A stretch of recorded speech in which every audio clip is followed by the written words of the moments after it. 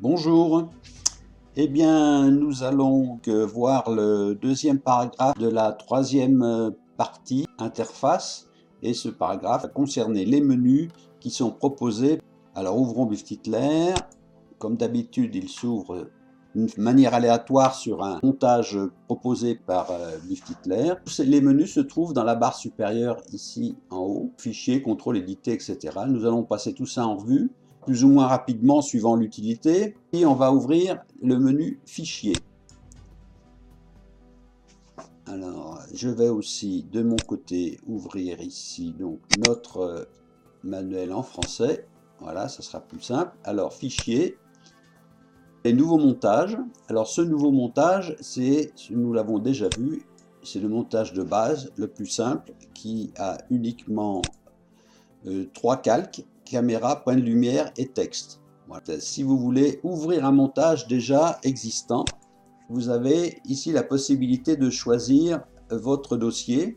Ici dans APP, ce sont les montages proposés, donc Média Show. Alors Show, ça veut dire montage, hein. Donc voilà, là-dedans, on peut choisir voilà, les caméras, etc. On va prendre le texte, et vous voyez, dans le texte, ici, vous avez tout ceci qui vous est proposé. Alors on peut en choisir un au hasard, voilà, comme ceci, voilà. Et puis après, vous pouvez continuer à travailler. Et ouvrir donc un montage, vous avez la possibilité de venir sur les personnels, c'est-à-dire que des montages que vous ferez vous-même et puis que vous exporterez dans votre dossier personnel. Ensuite, des montages qui peuvent être sur le bureau, voilà. Et les montages Big Packs que vous avez acheté. Il y a 6 Big Packs, dont un double, version 1, version 2. La version 1, je l'avais acheté, et la version 2, c'était une mise à jour gratuite qui a été fournie par Biftytler. Ajuster la couleur d'arrière-plan. Cela concerne uniquement les nouveaux montages. Ici, si vous voulez avoir un arrière-plan autre que noir, par exemple ici, puisque par défaut il est noir, choisissez la couleur, voilà, par exemple rouge, ok, voilà, votre arrière-plan est rouge. Bon, à savoir que si vous avez un montage qui a par la suite plasma ou autre, bon, l'arrière-plan éventuellement sera invisible parce qu'il sera caché par un plan en avant. Ensuite, ajuster la durée du montage. Alors ça, c'est intéressant. Donc vous voyez, nouvelle durée totale en secondes.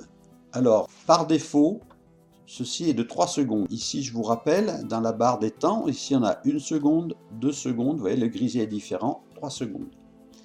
Bon, si maintenant on veut passer, par exemple, à un montage de 10 secondes, vous mettez 10 secondes, et ensuite, ne pas oublier de dire si vous voulez étirer votre montage, c'est-à-dire que toutes vos keyframes seront étirées proportionnellement à la nouvelle durée, ou bien si vous voulez l'ajouter à la fin ou l'ajouter au début. Si par contre vous ne cliquez pas sur un des deux, vous êtes un peu pressé, vous faites ça, vous faites Enter, ça entre, mais ça reste toujours à 3 secondes.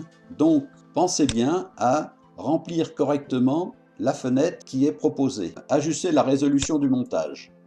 Par défaut, une résolution de 1280 par 720 en 16/9, et ensuite vous pouvez ajuster comme vous voulez votre résolution. Propriété du montage, enregistrer le montage sous, vous enregistrez le montage là, si je clique là-dessus, ça enregistre le montage à l'endroit où le dossier dans lequel il est déjà enregistré, hein. Ensuite, si vous voulez enregistrer le montage sous pour lui changer de dossier, vous pouvez. Et ensuite, vous avez enregistré le montage plus tous les fichiers médias. Alors l'avantage de faire ceci, c'est qu'après, vous pouvez exporter le total. C'est tout dans un même dossier. Vous avez tous les médias qui sont avec, et vous pouvez après le changer d'ordinateur, etc. Exporter comme une image. Bon, ben là, c'est simple. Là, vous exportez comme une image. Info de transparence, en général, il vaut mieux le mettre. Moi, je le mets systématiquement parce que ça permet comme ça, disons, de ne pas en oublier, quoi, si vous avez une image en transparence. Et ensuite, vous exportez, alors soit en PNG, ne pas oublier ici de choisir PNG, bitmap ou TIFF. Voilà. Si vous voulez exporter comme film, même opération. Alors c'est un petit peu plus compliqué. Hein, vous avez les AVI compressés, non compressés, le MP4. Ensuite, ou alors vous pouvez rajouter ensuite d'images, bon, si vous voulez faire du GIF, des choses comme ça. AVI non compressé avec transparence. Vous choisissez le nombre d'images par seconde, voilà, et inclure la dernière image, et vous faites OK. Bon, le contrôle permet soit d'être en mode fenêtre, comme nous sommes là, ou en mode plein écran. Voilà, le plein écran. Hein. Et sinon, vous faites échappe pour revenir en mode fenêtre. Voilà. Ou Alt plus Enter, mais enfin bon, j'ai fait échappe et c'est revenu systématiquement. Lecture en boucle et en arrière. Voilà, en arrière, charge donc il joue et présente le montage précédent. Donc ce qui fait qu'en mettant en arrière, il vous demande si préparé, là que vous avez sur lequel vous avez travaillé, vous voulez conserver les modifications ou non. On va mettre non comme ça. Donc là, on est revenu au montage que nous avions tout au début, si vous vous rappelez.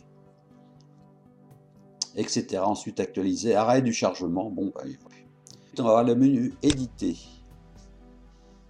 On retrouve dans ce menu boutons qui ont le même effet. Hein. Ici, ça vous permet de changer tous les textes.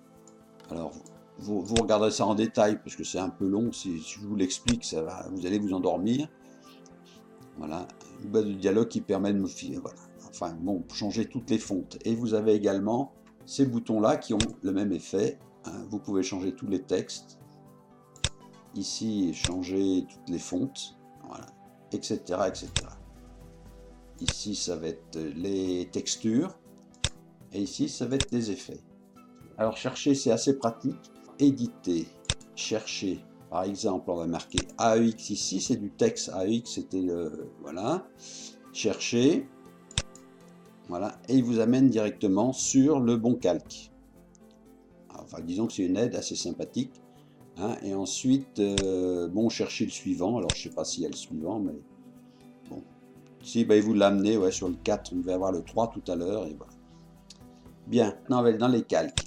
En premier, ajouter un calque, c'est pour ajouter un calque. Alors vous pouvez rajouter un calque image, un calque ce que vous voulez, hein, pour faire votre montage. Ensuite, vous avez joindre un calque, joindre des particules au calque actif, par exemple. Voilà, des particules, des étincelles. On ouvre ici, voilà.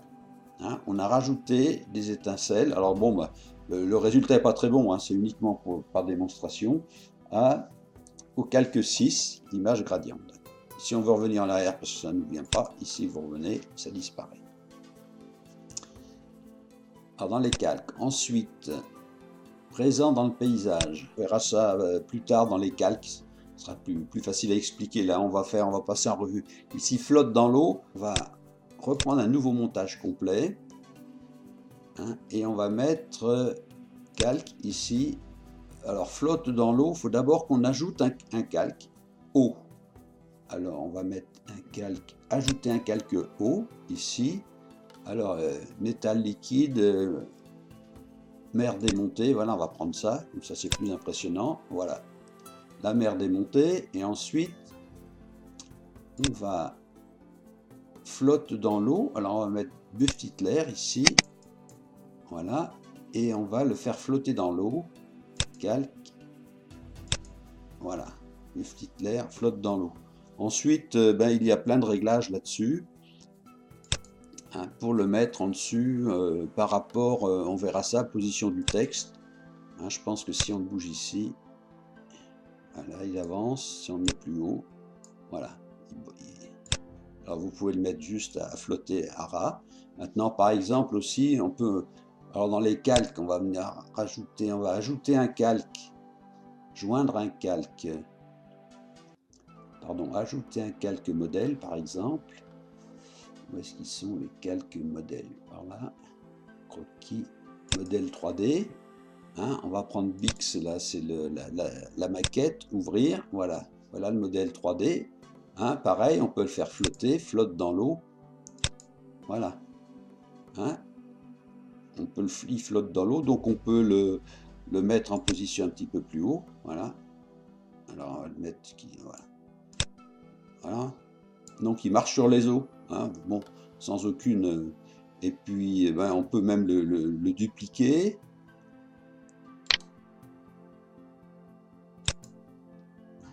Voilà, et si je le prends, je le mets à côté, duplique, si je mets... C'est pas compliqué pour dupliquer, voilà. Voilà, enfin, voilà un petit exemple.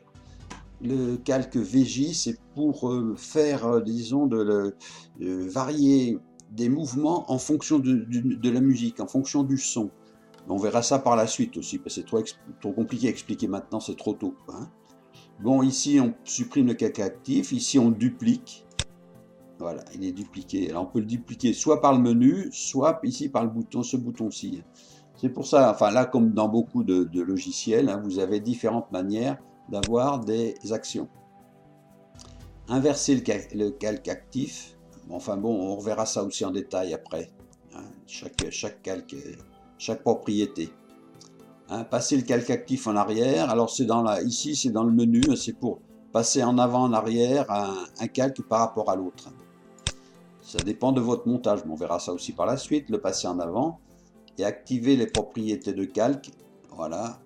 Alors bon, bah vous rajoutez et on verra ça en détail plus tard. Je suis désolé de vous dire ça, mais sinon, bon, c'est un petit peu tôt maintenant. Hein.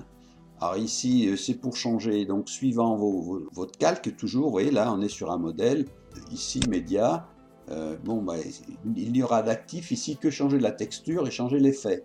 Changer la texture, ici, choisir la texture, on va choisir une texture, c'est-à-dire une image quelconque qui va venir habiller le modèle, voilà, vous voyez, voilà, votre modèle, alors bien sûr que ça rime à rien, enfin vous comprenez le principe, hein, vous avez un modèle et ensuite avec la texture vous pouvez l'habiller différemment. Média, pardon, changer le modèle, changer l'effet, exactement pareil.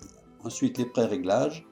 Charger des pré-réglages, ça c'est quand vous voulez faire, vous avez déjà enregistré des pré-réglages de montage que vous voulez conserver et utiliser par la suite. Et pour les charger, ben, vous rechargez vos pré-réglages dans le montage, ce qui évite éventuellement de refaire du travail qui a été déjà effectué auparavant. Liste de lecture, bon, c'est ajouter des listes de lecture, etc. Mais enfin, bon, c'est plus compliqué. Les paramètres. Ici, ça supprime la fenêtre d'outils. Regardez voir cette fenêtre-là. Si je... Voilà. Donc, elle est supprimée. Donc, des fois, quand vous avez cliqué sans le faire exprès, ou vous avez employé appuyé sur F11, vous n'avez plus votre fenêtre d'outils. Là, si on appuie sur F11 ou si on appuie ici, là, je vais faire F11. Ah ben non, c'est parce que je l'ai démarré, voilà. Bon, si maintenant j'appuie sur F11, elle devrait disparaître et revenir. Voilà, un coup elle revient, un coup elle disparaît. J'ai appuyé sur F1, sur F11 deux fois. Les paramètres, mode de recherche, F12, mode recherche. Alors, si on l'enlève, qu'est-ce que ça donne? Voilà, ici, le navigateur qui est en dessus ici, vous voyez, il a disparu. Si je le mets si je mets ici, il revient. Voilà, c'est ça qu'ils appellent le panneau de recherche. Paramètres, fenêtre de liste de lecture, déplacer le menu, bon, tout ça c'est des petits. Alors ici par contre, le rendu de coordonnées système, c'est intéressant, on verra ça dès qu'on va attaquer le début des calques. Hein. Donc ici, si vous appuyez soit sur F2, voilà, la touche F2, fonction F2, soit en passant par paramètres, rendu des coordonnées, ce qui est plus long, donc dans la pratique, vous appuierez sur la touche F2, voilà, vous avez ici, concernant votre calque, hein, le modèle 8, c'est le dernier, on a modifié la texture, vous voyez, vous avez trois axes associés au modèle, hein, avec un caraouillage que l'on voit qui est fin là. Ouais, si j'agrandis, peut-être qu'on verra plus. Si je le mets en entier, ouais, on verra mieux. Voilà. Hein, voilà, vous voyez, on a... Alors ça permet aussi de placer les calques les uns par rapport aux autres. Ici, ça permet d'effectuer des rotations. C'est une aide au travail, disons. Ensuite, basse qualité. Alors ici aussi, ce qui est bien, c'est de mettre, quand on fait un montage, normalement par défaut, c'est la qualité normale. Hein. Donc, quand on fait un montage compliqué, on peut mettre en basse qualité, un petit peu moins net, mais enfin là, l'image est faible, mais enfin, comme c'est, ouais, si, c'est un petit peu moins, vous voyez, là, les lettres ici, elles sont disons, biseautées, elles sont un peu carrées. Hein, si on augmente ici la qualité normale, ça va devenir, oui, les LED sont plus nettes, et si on augmente, on met en haute qualité, alors là, ce sera parfait. Voilà. Donc, vous pouvez travailler en basse qualité. Hein, il y a moins de... Disons, le mouvement est beaucoup plus fluide. Vous voyez, regardez, c'est beaucoup plus fluide, puisque l'ordinateur a moins de travail. Hein, il est moins vite saturé. Voilà. Et si vous mettez en haute qualité, la qualité est bonne, mais vous voyez, les mouvements sont hachés. Option. Alors ici, on verra ça en détail, mais bon, il faut laisser, disons, ça par défaut des boîtes de dialogue dans lesquelles vous pouvez préfinir les options, tout simplement. Voilà. Alors si vous ouvrez ici, voilà, les options générales, ouvrir les montages dans la même résolution, etc., etc. Options Internet, charger seulement, enfin voilà. Hein, les textures et les drivers qui sont là. Et ça, disons que c'est à l'utilisation, à la suite, voilà, c'est déjà une maîtrise un petit peu avancée du logiciel. Ensuite, c'est pour passer de la version Easy, version Pro, c'est-à-dire avec les licences, c'est sans intérêt. Voilà. Ensuite, dans l'aide, ben, vous avez le guide utilisateur, on en a parlé, on a déjà vu, c'est le manuel, c'est le manuel en anglais. Hein. Donc vous pouvez, comme on l'a vu au début, vous pouvez y revenir régulièrement et comparer votre manuel en français que je vous ai traduit avec notre manuel en anglais. Ici, c'est les menus items, voilà, qui sont là. Je crois qu'on arrive un petit peu au bout.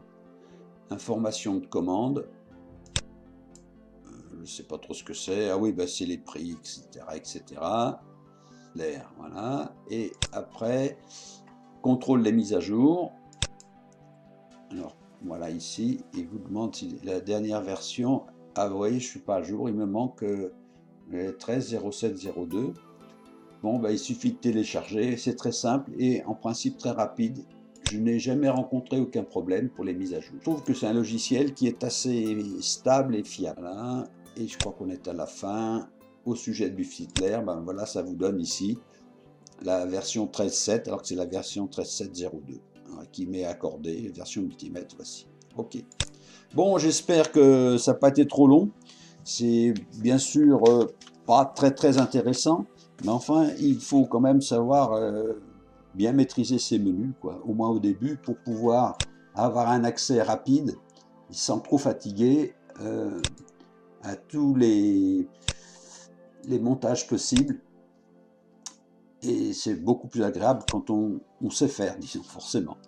Je vous souhaite une bonne journée, j'espère que ça vous a plu malgré tout et que je vous donne rendez-vous pour le prochain volet qui sera le troisième paragraphe de cette partie.